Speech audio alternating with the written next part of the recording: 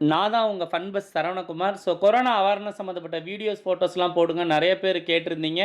So அதோடது நான் இப்போ வரைக்கும் நான் போடல நான் பேஜ்ல. ஸோ இப்போ தான் ஃபர்ஸ்ட் டைம் வந்து நான் போட்டிருக்கேன். இந்தியால வந்து கொரோனா லாக்டவுன் எப்ப அறிவிச்சாங்களோ, அந்த தேதியில இருந்தே நான் வந்து பார்த்தீங்கன்னா, கொரோனா அவேர்னஸ் நெறையா கிரியேட் பண்ண ஆரம்பிச்சுட்டேன்.